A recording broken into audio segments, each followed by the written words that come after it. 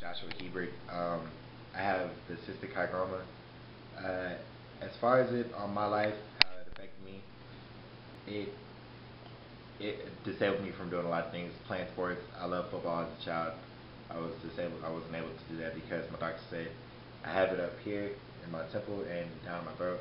And he was like, if it swells up in your temple, you won't be able to one put on your helmet, and if it swelled up while you were playing, you won't be able to take off your helmet. If you were to get hit, you could die. So it kind of disabled me from doing that. Um, it disabled my shoulder. My left shoulder is lower than my right one. I can't lift this as far as it can go. I had to extend it out to lift it up farther than this one. And that disabled me from playing, baseball and basketball. That kind of killed everything for that. But I could do I could do track and all that, and all the surgeries that I've been through. Um, it's kind of affected. I know you probably can tell by the way my lips going to the side, kind of. It affected that. All the surgeries I had over 7 surgeries. The doctor said I was supposed to live to see 5. In a couple days will be 19. Kind of proud of that. And yeah, that is. Talk about your trach and Oh, as far as all my trach and all that, I got my trach taken out when I was 5 years old. Uh, it was to help me breathe. I wasn't able to breathe on when I was a child. Um, because of the swelling. because of the swelling in my throat. Yeah. And the scar right here, it was from to drain all the fluid out of my ear, my left ear, and all that. And I don't know if you can see it because my hair's kind of growing, but the scar back here, that was the tube to get when they cut open to get all the fluid out. Mom said she had a little pump in her hand, she was sucking it out, so it was kind of gross. But yeah. Did it affect you as a person, like getting friends? Did they question why your ear was so big, or? When I was younger, yes, I got questioned that because I was very different from a lot of people. I still am very different from a lot of people. Everybody's different, I was very different because I had this temple, like everybody thought, I got hit or something. I always got question, did you get hit? No, I didn't get hit. It's something I say it's a cyst, and they're like, what's that? And they're young, so they didn't know what I was talking about. Mm. I was very highly educated as a child on my medical degree. And I used to get teased as a child because of this, but then as we got older, everybody started like, oh yeah, he's real cool. But Like, what were the things that they said? Like, did they say you have a big yeah, ear? like you have a big ear, blah blah blah. Yeah, it really didn't bother me, but it used to hurt my feelings, but it didn't bother me that much. I didn't take it back. Yeah, when I get sick, when my cyst it closes my throat, Your airway? my airway closes it, and it leaves like that much room, and it's very hard. It makes it very difficult to swallow, and it causes me to miss school because I really don't feel good. I can't focus when I'm at school, so I just try to stay home, or I try not to miss school, but I stay home because of it. And the medication that you take, they Oh, give you a uh, specific medication? they give me. I really don't know the name, but I just know it's steroid. Not like Hmm. the steroids, but steroid. Yeah. Yeah, and they give me some. Sometimes they'll give me a shot to knock out the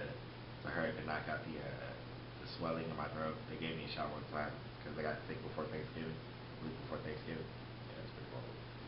Yeah.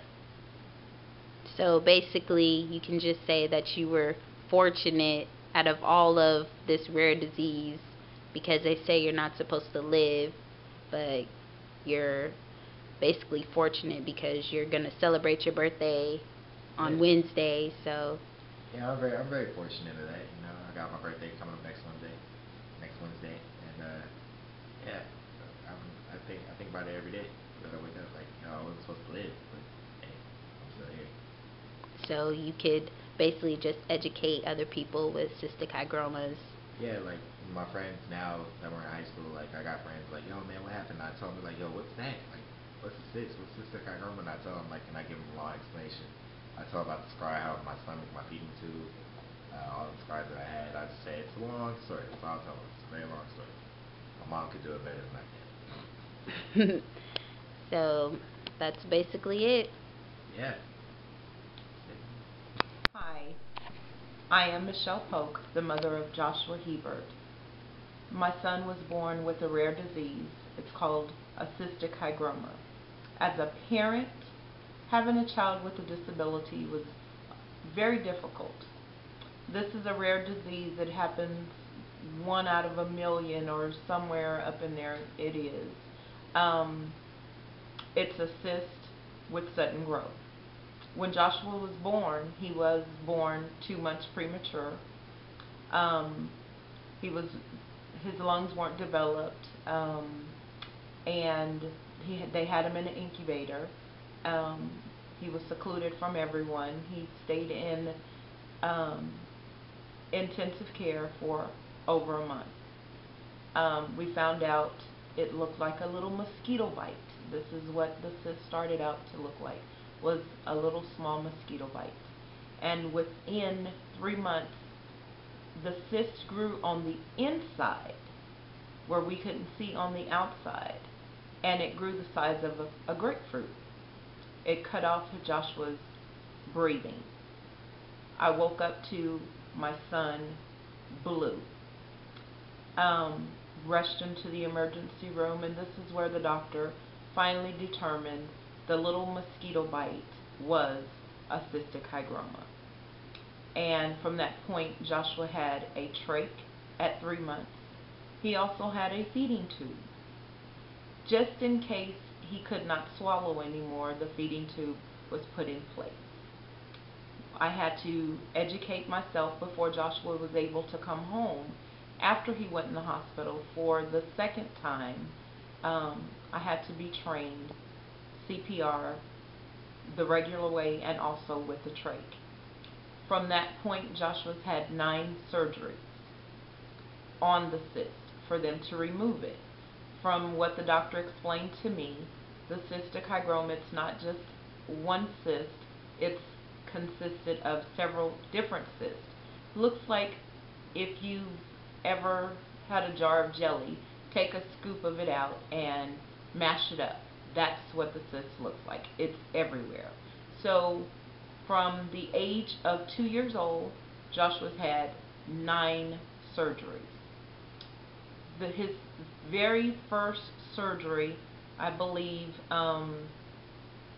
they told me it was going to be a 4-hour procedure, and it turned into an 8-hour procedure.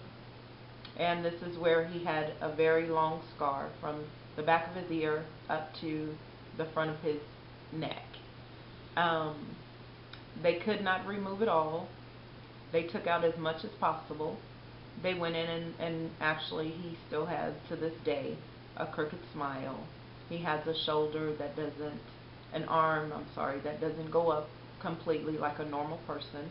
The cyst flares up. It feeds off of infection. Whenever he catches a cold or a cough, whatever the case may be, the cyst feeds off the infection. And when I say it feeds off of it, that's when it begins to grow. He will always have this the rest of his life. I pray one day that they find a cure for it, because a lot of people don't understand what it's like to have a child with a cystic hygroma.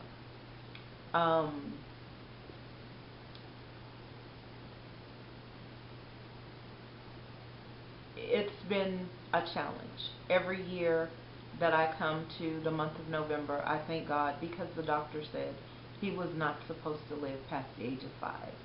And if we go past November 16th, I've been blessed to have him 19 years with the cystic hygroma. So we're basically just fortunate as a family to have Joshua as still here and with this rare disease. Yes, that is so true. We are truly, truly blessed to have him. And hopefully with this video we can help educate others who are dealing with the same thing. Exactly, because not a lot of them understand what it is. As I said at the beginning, it was the size of a mosquito, and it turned into the size of a grapefruit. It starts on the inner before you can see it on the outer part. And dealing with that, it's overwhelming as a parent, because you can't just leave him with anyone. I was blessed enough to have the hospital that he was born at they have a center called the Respite Station. And this is giving the parents a chance to go out, get a break if you need to just, kind of unwind, because it's a constant, you got to constantly care for a child with a trach and a feeding tube. And being at the ages that they are, kids are curious. Lots of times Joshua pulled out his trach, and we had to rush him to the emergency room because the hole had closed up, and they'd have to go in and reopen the hole. So this respite station that they do have at Santa Rosa Hospital, I appreciate that. For there was something available to me to help me to deal with the situation as far as giving me a, and this is why I give back to the respite station. It's an organization that actually helps parents such as myself give myself a break from dealing with a child with a disability. I encourage everyone who is watching this, listening to it, educate yourself on the disease.